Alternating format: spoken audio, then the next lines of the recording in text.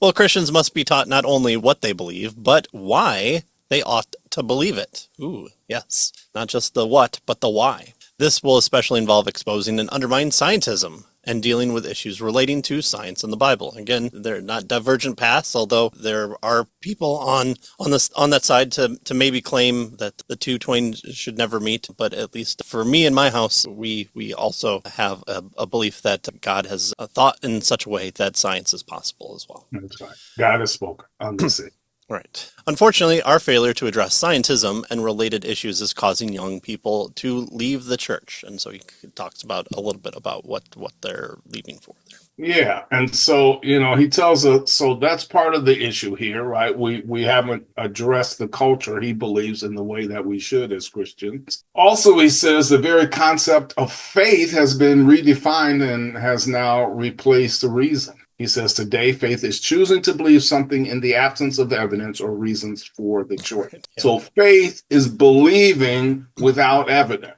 Mm-hmm. That's what he's suggesting the notion of faith is today. Yeah, what little TV or movies talk slightly positively about faith, listen to their definition, and they say, well, all this science, all this wisdom, all this space adventure, where does that leave faith? Oh, faith is in between the answers. And it's like, well, that's just a nothing answer. That's Buddhism teaching of this the silence is deafening type deal. Yeah. And so we see this a worldly culture trying to harken back to so long ago of about 25 years that need to pull out their own version of what they think faith is, and it's quite impressive to see them pretzel the straight line there. Yeah. So faith is choosing today, anyway, choosing to believe something in the absence of evidence or reasons for the choice. He says, but faith used to be the idea of a confidence or trust based on what knows. So notice, faith used to be based on our knowledge. It used to be based on what, we had evidence to hold to. So faith used to mean a confidence or trust based on what we know, our knowledge. He says, given the current cultural definition, ubiquitous throughout the church, so it's even in the church, he says we Christians have unintentionally played right into the hands of advocates of scientism. If faith is only, something is the absence of evidence, then that's exactly what they're saying. And so we are buying into what they're saying. Right. And so we have lost the meaning of faith as confidence or trust based on what I know, right? So I can trust, let's say, my wife, because I know her. I can have faith in her because I know her, right? As opposed to, absence of evidence or reasons as a definition of faith, right? And so there's a problem there that he's pointing out that we have bought into this particular weak and, definition of faith. He says, by thinking of faith in this way, we have tacitly implied that we believe in the tenets of Christianity, notice, without any evidence or reasons at all. And of course, we don't really believe that, or at least we shouldn't. Yeah. This is Peter Boghossian, who wrote kind of that amazing book where he called for all religious people to be held in mental asylums until such a time when they stop believing their magic sky daddy. He talked about, people come up to me and say, well, do you have faith? Do you have faith in your wife? And he sidesteps the issue by saying, do I have faith in her to do what? And so he just makes a big case without answering the true trust area.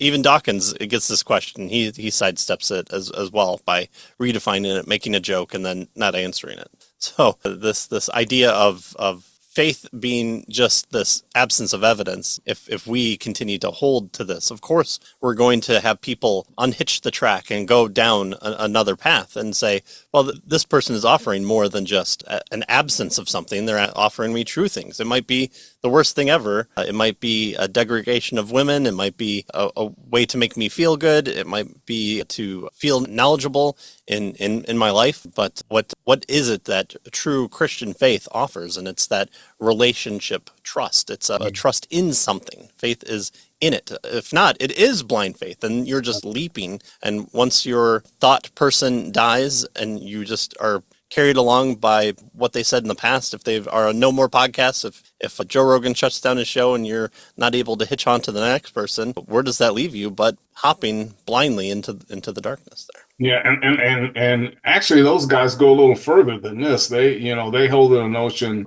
faith is the idea of believing what you know ain't so. Right. Yeah, In other words, exactly. it's whatever is against the evidence. That's what faith is. I'm believing against the evidence or against the reason, right? Not having reason or evidence, but going against it. So it's not the absence of evidence, it's the opposite of evidence. It's going against the evidence. Right. And of course, that's not what Christians hold to with regard to what faith is, right?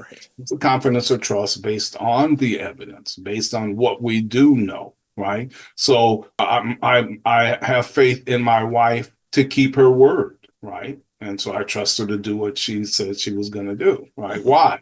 Well, because I have evidence. She has done that in the past, and she tells me she loves me, and I trust her. I believe that she does. And so I'm going to have faith or trust, right, and confidence that she's going to do what she says she's going to do. And so God has given us promises. He's told us things about himself and what he's going to accomplish. And so I have faith and trust in that. Why? Absence of evidence? No, we have a whole book full of evidence. We call it the Bible, right? And we have evidence in our own personal lives and what he's done for us. And so it's not the absence of evidence. It's based on the evidence. It's based on who God is and how he has revealed himself to us. And so faith means confidence or trust based on what we know and not the absence of evidence or reason.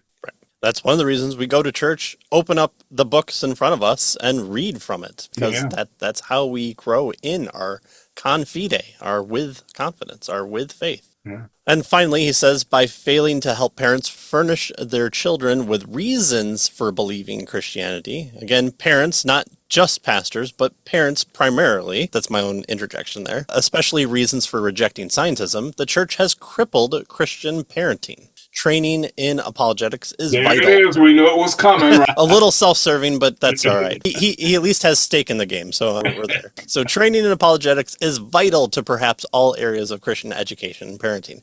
And again, maybe if you're picking up this episode and you're thinking, oh, the modus ponens or the a priori, the bunch of Latin terms that I don't know yet. First of all, you should be starting to know Latin. Second of all, there's a show that I could suggest that might help with reading good apologetics books called Cave of the Cross Apologetics.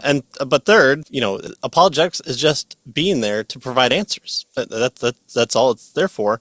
And it's a command to not just the pastors, it's not to just the philosophers, but it's there as a call, just like the Great Commission is a call. There's no office of evangelist. There might be specific people who are evangelists, but just like how there's evangelists, the office of apologetic is full because it's full of everybody. There's no single office of pastor or elder. There is the office of being a believer, and with that comes the responsibility of providing an answer. Okay. Failing here increases the odds that when they leave their home, when children leave their home, our children will leave a Christianity. And it's something where we want to make certain that we're not creating false converts. So we use the analogy of just because you're sitting in the garage doesn't make you a car. Just being in the family of the Christian family doesn't make you a Christian. I think we harp on that well, but then we kick them out of the garage and they realize that there are other garages around town that they could park themselves into and be that. And so we want them to be their own person and embrace the faith in their own heart and to trust in God, because God doesn't have grandchildren. He only has children. And we want to call our sons and daughters, our grandsons, our granddaughters, our brothers and sisters in true faith. And so that should be the goal. And apologetics does help with that, because when they ask, why is this the case? Or as I always say, your children will never be more of a philosopher as when it's about 2 minutes past their bedtime and you're just trying to give hugs and kisses as you walk out the door, and you'll realize just how deep the conversation can go in the middle of the night. But it's our responsibility to offer those answers as well. And so he tells us, like it or not, we can't just bury our heads in the sand regarding the power and persuasiveness of scientism in our culture. It will affect Christians negatively if the leaders of the church and parents are not equipped to recognize when scientism is being promoted in, a movie or television or elsewhere, and to know how to provide a reasoned response to it. We need to be able to do that.